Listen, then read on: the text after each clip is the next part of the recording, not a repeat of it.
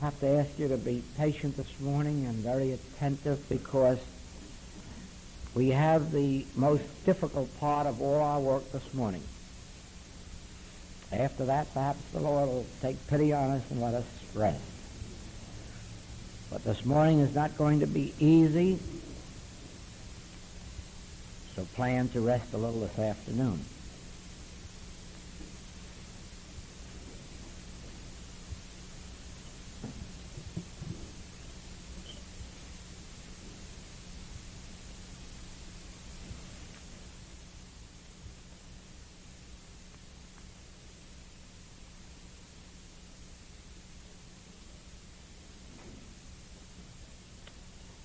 First, I'll read a note here. We have seen matter in many forms and material power in many degrees, from candle power to hydrogen. Now what happens when material power reaches its ultimate? Is there nothing beyond this?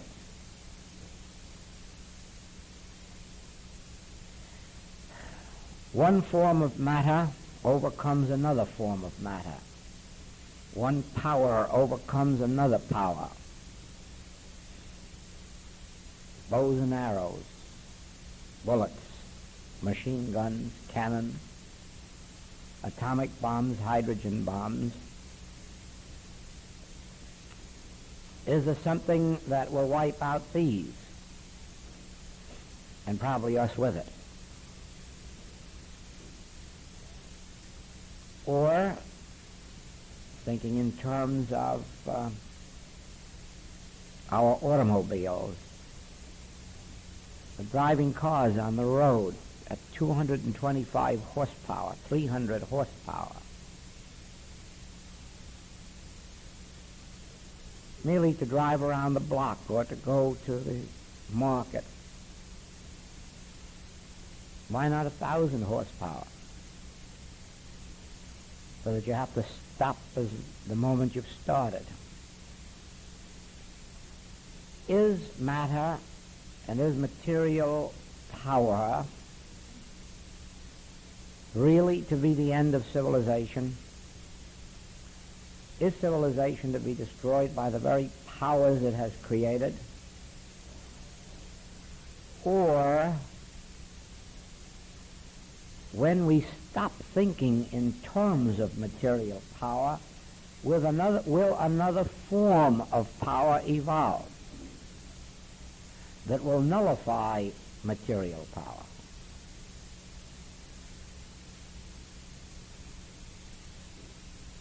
Think, if you can, of the limit of material power, the ultimate, the extreme, and then take off into the immaterial. Think of material power until you reach the point where you cannot think another thought. And then when thinking stops, see what happens. This you will observe, first of all, or rather, you will observe the results of this, first of all, in your healing work. If when you are called upon to heal or help anyone, if you will sit down and consciously think all of the right thoughts you can, all of the true thoughts you can, all of the thoughts of truth that you can, and then be honest enough to say to yourself, so what? After I've thought this all out, what do I think has happened to myself or my patient? And if you go to the telephone, you'll find exactly nothing has happened. Sooner or later in this work, every successful practitioner comes to the realization that no matter how much truth they know, it's of absolutely no use when they sit down to do healing work. I have never yet met a really successful practitioner, I mean one busily engaged in the work, who hasn't come to the realization that no matter what they know about truth, there's a limit to what it will do for them, and that limit is reached long before they get to any healing work. Healing work actually takes place only when the practitioner has reached the limit of his knowledge. Sometimes with a deep, deep sense of frustration, and says, my God, I can do nothing in this case. There's nothing that I can think that helps. There's nothing that I know that helps. I keep knowing all that I know, and every day my patient says I'm just the same or worse. I think all the truth that's in the books. I repeat every statement of every teacher who's ever been known to be successful. I don't seem to be getting anywhere. And look how spiritual I am. I don't read the newspapers and I don't eat meat. And nothing happened.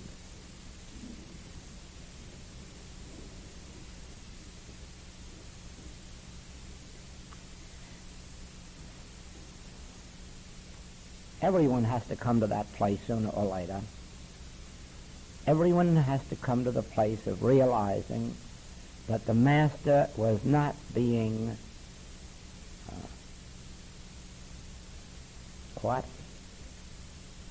falsely modest, unduly modest. When he said, I can of my own self do nothing, he was stating a principle. He was stating a principle. I can of my own self do nothing, physically or mentally or spiritually. Nothing that I can do and nothing that I can be will help. It is in that last ditch, it is in that ultimate spot when you're sitting with someone dying, that all of a sudden you let go. Realize the hopelessness of not only the fact that Materia Medica has given up, but now you have to give up too. And when you give up, you find that God takes over. That is the first time you really come into the awareness that there is a God. Up to that time, we're only paying lip service to it. Oh, I believe there's a God. I'm sure there's a God. I feel there's a God. I'm certain there's a God. I wouldn't want to go on record as saying there isn't a God or that I doubt a God. But none of that is actually coming to the place of reliance, dependence, complete surrender of one's own powers of either body or mind. And yet that is the place that everyone who takes up this work must ultimately come, because in the beginning you're going to have wonderful results by knowing the truth.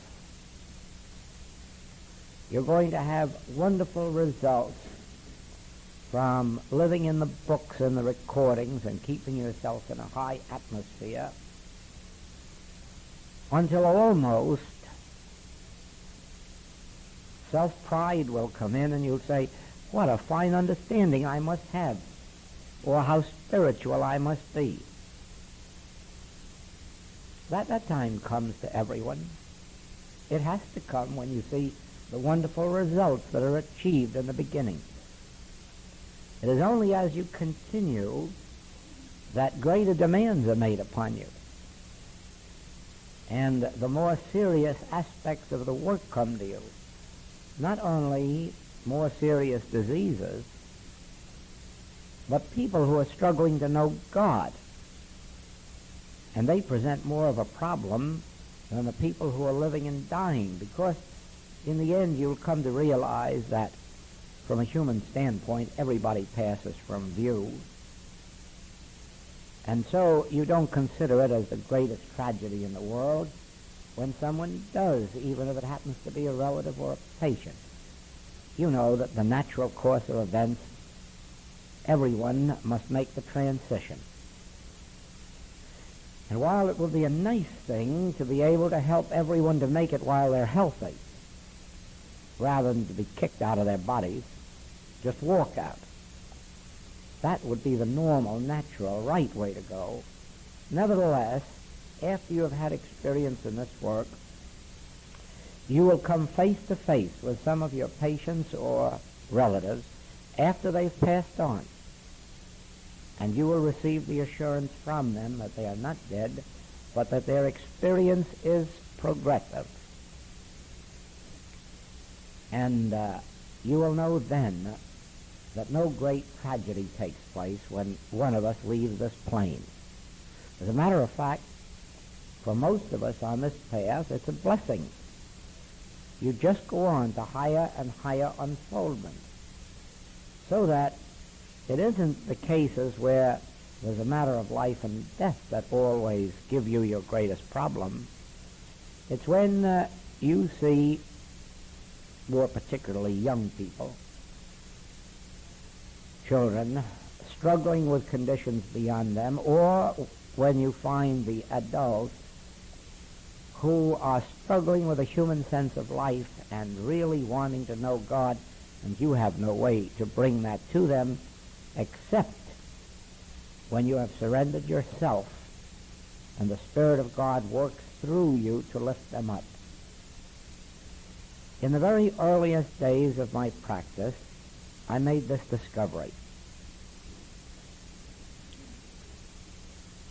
that there was no use of saying to a patient, you ought to read more, or you ought to go to church more regularly, or do church work, or you ought to tithe, or you ought to be grateful, or you ought to be more loving, or you ought to be more patient. I soon saw that they would be all those things if they could. They had no power to be other than they were. I soon learned that if I retired into my silence and achieved a realization of the Christ, that their natures changed. They became more loving. They became more moral. They became more generous. They became more patient.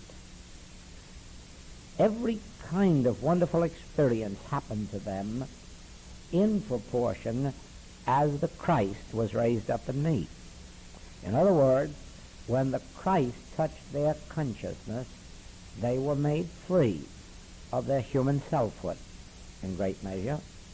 And so I saw that that was the secret. After that, I not only didn't use the words you and he and she, but as you know, I have placed it in the writing. Never say to your patient, you should do this, or he should do that, or she should do this. Never. Leave your patient alone. Get inside of yourself. If there are any changes to be made in them, let the Christ make it. Now, having witnessed that, I can say to you that your effective work will be done not when you are looking at some human trying to improve them, but when you have come to the place where you know they have no power to improve themselves even if they would like to. Only the Christ can change a person's nature. Whatever human nature we have either through a combination of inherited tendencies, environmental tendencies, educated tendencies. All of these things go to make up our human character or human lack of character.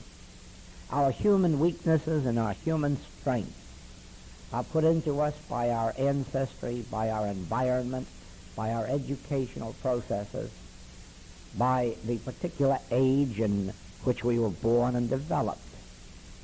Certainly you must know that back in the days of the American Revolution, that the type of immigration that we had then tended more to make the people self-reliant and courageous and self-sacrificing. And you know that the last 20 or 25 years our tendency has been more to rely on the government and trade unions rather than ourselves, our own efforts. That isn't our fault. That isn't the fault of our children, that when they graduate from college and they're asked what do they think of their future and what would they like, that 90% say they want to be on a corporation payroll where they won't have to seek a job and where they're guaranteed retirement right from the beginning. 90% of the college graduates of America who were interviewed gave that as their great desire, to be on a corporation payroll, Social Security guaranteed, retirement by the time they're 50. Isn't that nice? Terrible. But that's this age. That's not their fault. They were born into an age of Social Security and all kinds of security except self-reliance. Poor Emerson, what he would have done living here in this age. He would have been in misery. But it isn't anyone's fault. It's the times. It's the age. Now, that's our humanhood. None of us want those conditions, not even those that believe they do want them. But they have no way of knowing that there is such a thing as a transcendental power through which they can be individuals. It has been drilled into them that they're a statistic. They're given a number almost the day they're born, if not a number, a fingerprint or a toe print, something that's going to identify them as one of a mass. Now then, no one wants that. No one wants the physical, mental, moral, and financial ills that come out of that kind of a society. When people come to us struggling with physical and mental ills, part of it is due to this kind of an age. And we're not going to help them by telling them that they ought to be self-reliant, or even giving them Emerson's essay on self-reliance. You can't preach character, individuality into a person. The only thing you can do is rise above all personal effort into the Christ. But I'm thinking now more especially of those who are struggling out of human sense, really desiring to know and experience their own true identity, to break through the shell of human limitations, environmental limitations, even national and racial limitations, and come into the awareness of their spiritual identity. You'd be surprised how many come to us who really are seeking that, even though at the beginning they think they're seeking health or economic security. What they're really seeking is a realization of their own true individuality in God. Now, neither you nor I can give that to them. We can give them the books, the teachings that will reveal these things to them intellectually, but in order to bring them into the experience, we ourselves must have overcome many of our human limitations. In other words, we cannot give a freedom we haven't got. We cannot bestow anything that isn't ours. And our Christhood is ours only in proportion as we have come to that last jumping off place of material and mental powers and come to see I can of my own self do nothing. Come to that place of hopelessness. And as I say, you come there when you have a few cases, living and dying cases, or hopeless cases, but more especially when you see some human soul struggling through for inner peace, and everything you do fails to bring it. And then is when, in your desperation, you are forced back, and you begin to ponder such statements as the stone cut out of the mountain without hands, and wonder how it's done. You commence to ponder, they have only the arm of flesh. And you say, that means they have physical power, mental powers. What is the thing that's beyond those? ultimately you come to the great master. And there you have a very rude awakening, because you come face to face with the statement, my peace I give unto you, not as the world giveth. And then you say, I'm a liar. I'm a liar. I don't know how to give that peace that the world giveth. Any peace I've given has been physical or mental or financial. What lies beyond the physical, the mental, the financial? What can I do for another that doesn't require a physical effort, a mental effort, or a financial effort? Now, we all know that we can bring good to each other physically, mentally, and financially. But now what can we do for each other when we are limited and told in the beginning, I don't want any of those three? Now what have we to give each other? That is the point that we come to today. We come to the place of self-surrender, where I say to you, silver and gold have I none, but I cannot help you out with your financial problems, financially. And I say to you that I've tried every thought that's in my writings. Not only I've written them all, I've read them all, and then I've sat down and thought them all, and you're still not getting free. So I've got to let go of all those truths that are in those books. Yes, I've even prayed the Lord's Prayer in the 23rd Psalm and the 91st Psalm, and I still haven't broken through. So there's no more of the letter of truth that I can give you. I've given it all. Now I've got to go that last mile where I give up any attempt to help you financially, where I give up every attempt to help you with truth, and where I'm compelled to get into the Spirit so that the Spirit can take over where I leave off. You see that? That's where you come. You will someday find that people will come to you, and out of the goodness of your heart, you will help them financially. But a strange thing will happen, because a second one will come, and a 15th and a 20th, and you'll say, uh-oh, I'm at the end of my resources. We keep this up, I won't even have anything left for myself. And then you'll find out that you might just as well have stopped in the beginning, because you're going to have to stop in the end. I don't mean stop giving someone a meal when they're hungry, and I don't mean stop contributing to your community chest. I don't mean stop giving to the Red Cross. But I mean you'll find that you just cannot be a fairy godmother to everybody who's unemployed or homeless or weak.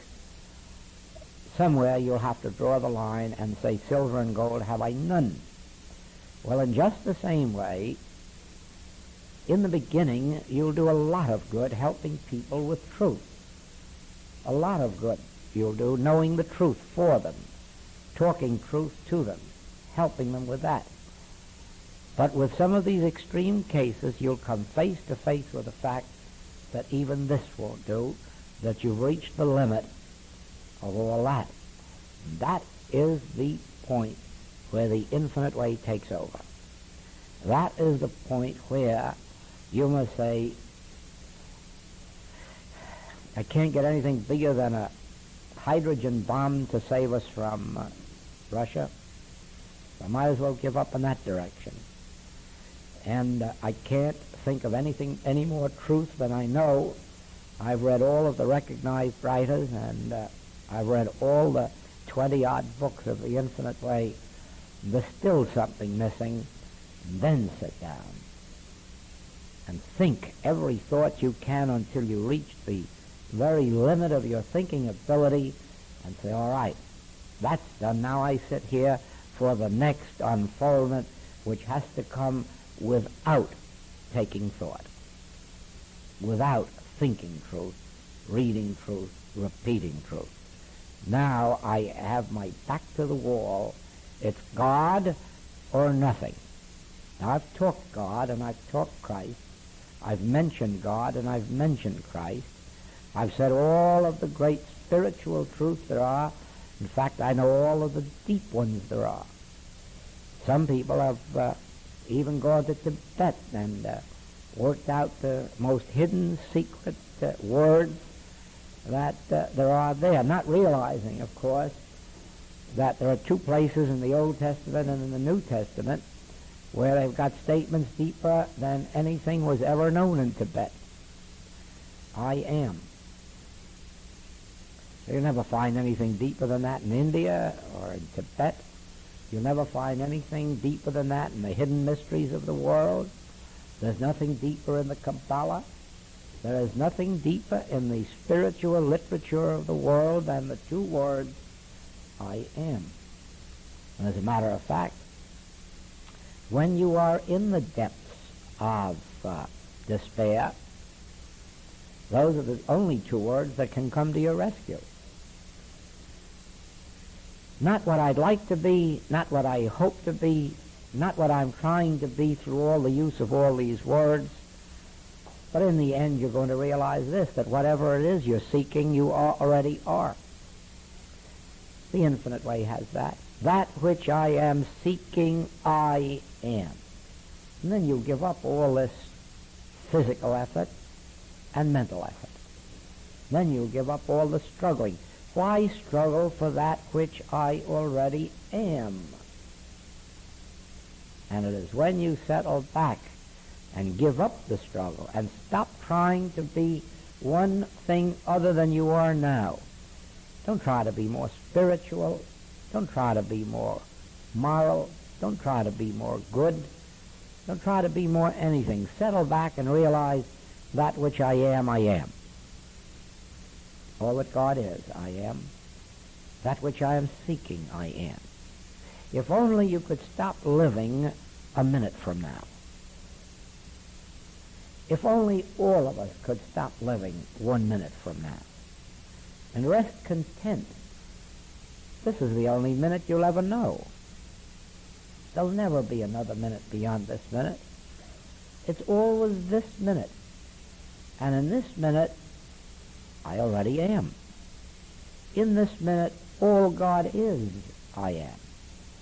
In this minute, all that the Father hath is mine. To him that hath shall be given. From him that hath not will be taken away even the little that he hath.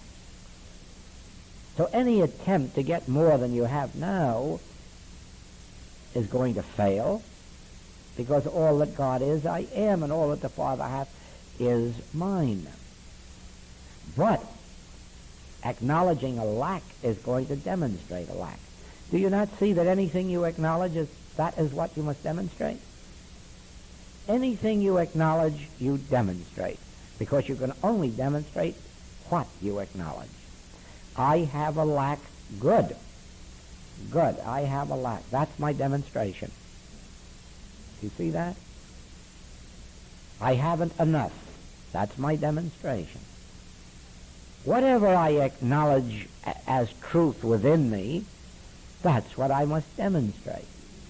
But if I acknowledge I and the Father are one, all that the Father hath is mine, God is, therefore I am, all that God is, I am. The fullness of the Godhead bodily fulfills itself in our individual being.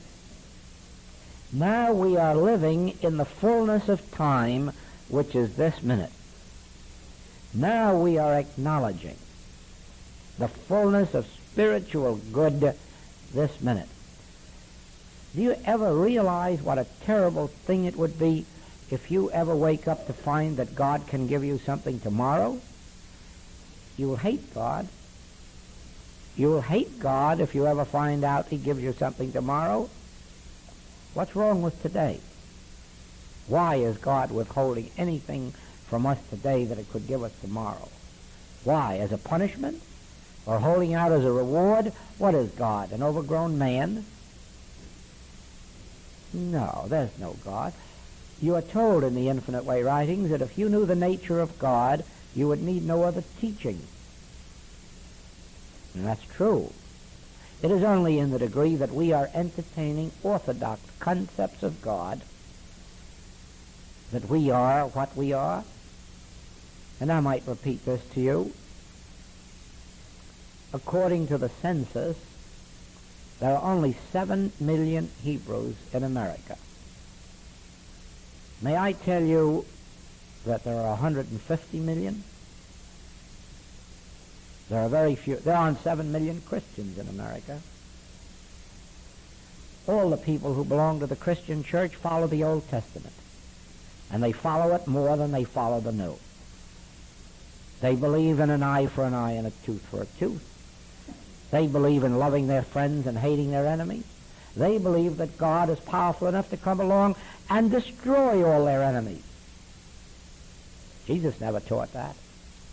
He taught loving them and forgiving them. It's the Old Testament that talks about destroying them. You don't destroy your enemies. You destroy your concept, your own concept of enemies or enmity. Most people are living in that Old Testament. Sins of the fathers are visited on the children, so they accept heredity. The other religions are all wrong. Let's go out and kill them and take their property and their women too. That's all part of the Old Testament. None of that has anything to do with the New. The New Testament is a testament of love, of forgiveness. The New Testament is a testament of being equal in compassion with friend and foe. That isn't taught in this country any more than it's taught in any other country. Nor is it lived in this country any more than it is in any other country, except by those individuals who can understand a bit of mysticism, who can understand that all of the errors of our so-called enemies are the product of ignorance. They act the way they do because of ignorance and fear. Therefore, you have to say, Father, forgive them. They know not what they do. Now, let us realize this, that in correcting the conditions of the world, which begins with correcting ourselves and those who come to us as patients and students, we may begin by helping them on the human level. If they're hungry, let us give them a meal. If they're naked, let us clothe them. Let us do our little bit in that direction. But let us take the next step of helping them with truth, even though we begin with the letter of truth. And let them be helped as far as they can be helped with the letter of truth until we come to the place where we realize the greatest help is not in the silver or gold that I can give or the good thoughts that I can give, but in the actual demonstration of the Christ. Now, sitting in the presence of severe sin, alcoholism, drug addiction, sitting in the presence of a deadly disease, sitting in the presence of a person in torment because they cannot find their inner spiritual peace, then is the time for rehearsing within yourself the truth that you know, until you finally arrive at the Master statements, my peace I give unto you, but not as the world giveth. I have a meat that the world knows not. Now just think of the depth of that. I have meat the world knows not. The world knows all about the truth in the Bible. The world knows all about the truth in the metaphysical and spiritual books. The world knows all the truth that's ever been known to mankind, but I still have a meat beyond that. Now what is that? I have a bread that is beyond anything known to human sense. I have a wine that doesn't intoxicate, it inspires. What is that? And ask yourself in that deep meditation, what is the bread of life? what is the wine? What is that meat that the world knows nothing of? I'm of the world, so I know nothing of it. What is this meat that I know nothing of? What is the peace that passeth understanding, that no man can understand? What is a peace that comes to one from no outside source? It doesn't come because we find money in our stocking. It doesn't come because we are all of a sudden given the Medal of Honor. It doesn't come because someone has made us president of a university or of a nation. What is the peace that comes from no external rise, that has no reason? And you'll get your answer. Every other good that comes to us comes through some outside circumstance or condition or some internal knowledge. But now what is it that doesn't come to us through a piece of literature or a piece of music or a piece of poetry? What is it that does not come to us through a better meal or a better companion? What is it now that can be called my peace? Not as the world gives, my peace. Then you'll come to the jumping off place. And at first, when that moment strikes you, it will more than likely be as if you were falling through space. You're falling at such a rapid rate that there's no hope for except to come out in China. And you'll want to reach out and stop your fall. And some people do. It's a grave mistake. Be satisfied. Fall all the way through to China if you have to. Fall and break your neck if you have to. Don't be afraid of what's happening. You're in the hands of God. You're being taken out of material sense into spiritual sense, and don't care what happens to you. It is like going on a journey without purse or script. What's the worst can happen to you? You can starve and die. That's the worst. That's the worst. But life is eternal, as you already know. So it may be a marvelous thing to go on and see what the next experience is like. I may only be talking to you because of my wings. I love to travel.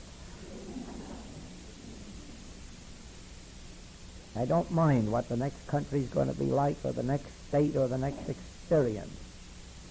And the reason is I'm sure already that I'll be there to witness it.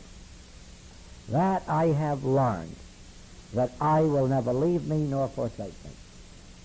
That I will be with me here or there, up or down, heaven or hell. I will be there. And if I'm there, there'll be something to see. Something new, something different. In the end, something good. Because I have already seen evil, and I have seen how it can be transformed, transmuted into good. So any temporary sense of evil doesn't frighten me, because there is always a continuous unfoldment into the higher atmosphere. It makes no difference. Where we are in consciousness at this moment, the ultimate is being a beholder of the Christ. Everyone comes to that. Every saint and every sinner. No one is so far down in the scale but what ultimately they stand revealed in Christ. Why? Our very soul is Christ, and it's always unfolding toward fulfillment. And even if we take it down into the banquet of husks with the swine, it will find a way of turning us around and leading us back to the Father's house. So no one need ever fear the valley of the shadow of death. No one need ever fear sin. No one need ever fear making a mistake. Been done by experts. But there is always a way out, because God is the nature of our soul, and it is always unfolding itself in us. I haven't any doubt that at some time or other we were on earth as cannibals or wild men or women or something other than we are now. And I don't think that we're much above that right now. As humans, I hardly, from my observation, would call what we're living in a civilization, where people destroy each other with the most horrible weapons they can find, where every church on earth is fighting with every other church and trying its best to destroy it, defame it. Everyone is doing it. I don't have to call your attention again, do I, to Evanston, Illinois last year? Bishop standing up at the beginning of the conference saying, we have come together because we hope that this conference will iron out differences between the Protestant churches, and then closing the meeting by saying the differences are deeper than when we began the meeting. Or the opening of the same conference in Honolulu in September, with the bishop saying there are two enemies in America, alcoholism and Roman Catholicism. Do you think for a single minute that's civilization? No, that's not civilization. We have a veneer. The minute you scratch a little beneath it, you'll find the tartar. But God is our real identity. Christ is our real selfhood. And it is only a few hundred years, just a few hundred years, since we were all serfs, all slaves, with nobody over us except either a religious tyrant or a king, queen, baron. And then we came to this country and we had some economic barons. No, we have all, it's only a short while since we were all living in ignorance. It's only a few hundred years since we've had a printing press to bring a little enlightenment to the world. So we haven't come far out of civilization, but we're coming to the ultimate of Christhood. We're coming to the ultimate of Christhood because Christ is our true identity, but it has been hidden in these layers of mortality, in these layers of humanhood, and we're shedding them. We're shedding them like the Hindu illustration of the onion. Little skin by skin, almost invisible at first, until we come down to the nothingness that we really are. In our work, we're making rapid progress toward it because we're starting with the acknowledgement that we're nothing, and we're being given a wonderful opportunity to prove it. Since we've accepted healing, we get to the place where we really find we're nothing and have no healing power. And so we're compelled to reach that place of complete no-thingness within our own being, where we are a state of receptivity. Now that's our ultimate being as humans, a state of receptivity. Almost, you may say, a vacuum into which rushes the realization of our true identity, after which we look out and say, not I, not I, not I. Nothing for me. I seek nothing for me. Ask for nothing, pray for nothing, desire nothing, because I already am. I am living. I am about my Father's business. I am cared for. I am. There's nothing more for me. And that I dies. That's the only thing that's ever been in our way, is the word I that needs food and clothing and housing and companionship. And you see what happens in the metaphysical world. Our first teaching is to demonstrate more and more of something for that same I, to perpetuate the I that should be dying. So we get more supply, or we get more companionship, or we get more home. For what? For the I that should be giving itself up and surrendering itself to its spiritual identity, to its spiritual home in God, to its spiritual companionship and communion. Nothing of the earth is taken away from us. It just is supplied to us each day as it is needed, without taking thought for I. Now, as long as I believe that I have a good understanding, or that I'm spiritual or endowed with spiritual power, in that degree I am just as much building up my ego as if I were trying to demonstrate automobiles or houses or yachts.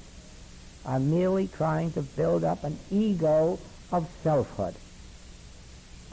But in the moment when I lose all sense of desiring to demonstrate anything, in the realization I am, that's the end, that's the ultimate. I am. Where do I go from there? I already am. In this very moment, I am. And then let that truth, that Father, clothe us and feed us in whatever form and whatever way is necessary at the present moment. And it will be a changing way. It won't be static. We won't be fed the same this year as last year. We won't be clothed the same. We won't have the same taste for food. We won't have the same needs or requirements. It all drops away. That all disappears. But there's no asceticism to it. There's no denying ourselves any of the comforts of life. The comforts are provided without taking thought, and should any of them not be around, they're not missed. There's no way of knowing whether this chair is a comfortable one or an uncomfortable one because you don't have any feeling about it. You're looking out from the eyes, not from the body. That is what I mean. Somehow or other, this principle does give us comfort, but it isn't that you have need of them or even an awareness of them. Now,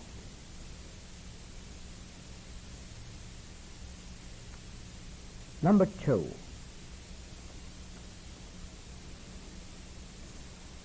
Never attribute good or evil to God. I told you this is a difficult morning. First you have to die yourself, now we're going to kill God.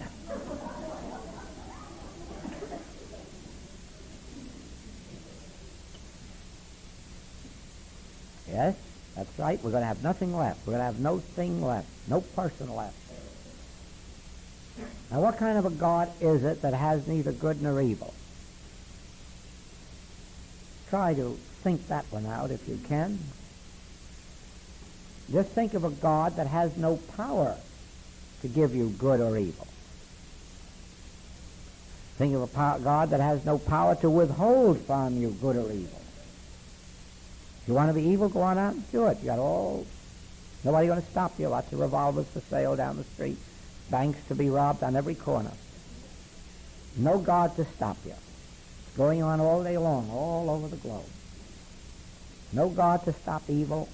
No God to stop wars. No God to stop people dying in hospitals of horrible diseases. No God to stop people in the mental institutes. No God to stop evil. No God to give good. That's a strange God. Indeed it is. God neither rewards nor punishes. Now, when you sit down to think about God in relationship to your healing work, what are you going to do with a God that can't give anything, can't do anything?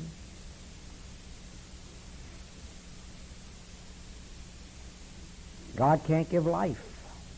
God can't give death. God can't withhold life. God can't withhold death. God is spirit and nothing else.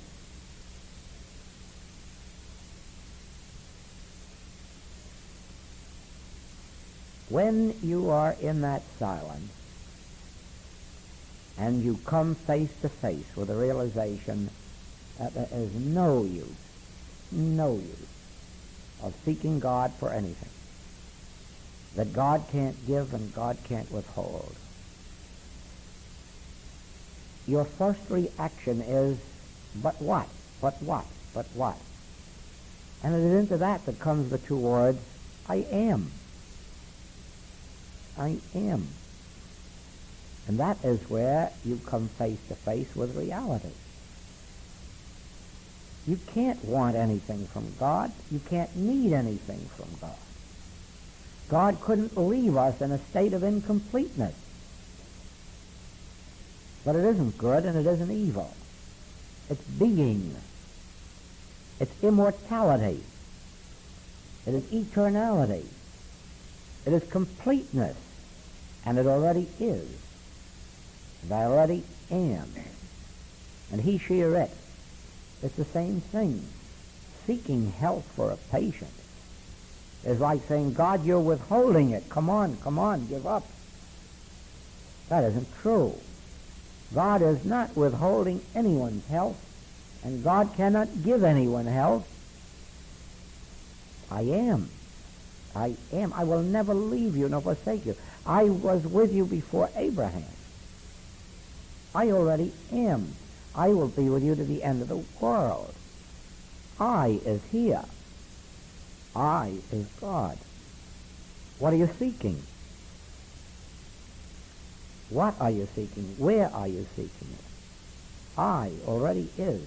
I already am. That's what you come face to face with when you give up thought. Truth reveals itself when thought stops. Truth reveals itself. Thinking, you can only think about that which you already know or that which is already known. But truth reveals itself out of an infinity of newness, not yesterday's manna, not yesterday's truth. Truth reveals itself in freshness, vitality, power. But usually with the realization, why, I already am. What am I trying to do? Be different in the next minute that I was in the last minute? I already am. Now, that brings us to the most difficult part of our work. Out here, you are confronted with appearances of evil, and your natural instinct is to want to see them good. And in the spiritual life, you've got to stop it. You cannot desire to exchange evil for good. You have got to deny the evil and the good, so that you look right down the middle to the spirit. Neither evil nor good, but spirit.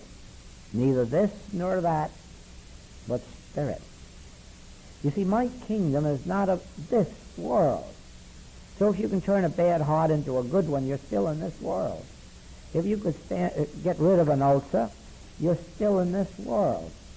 If you could have a good digestive system instead of a bad one, you're still in this world. But the spiritual kingdom is not of this world, nor is it made up of good or of evil. It's made up of eternality and immortality and light and life. So that when you sit down in your healing work, you have to discipline yourself. Not this and not this. I don't want to see a change from this to that. 104 fever, 102 fever, they're the same thing. 99 and 2/5, same thing. One becomes the other today and the other becomes another tomorrow. That isn't it. My kingdom is not of this world. Our healing work is not changing fever to a normal temperature. Our work is not moving lumps. Our work is not changing physicality. Our work is realizing Christhood. The realization of Christ destroys the material sense of existence. But this is what I bring to your attention. It destroys the good material sense of existence as well as the evil one. That is the nature of the work of the infinite way. Not changing bad material conditions into good ones, destroying material sense.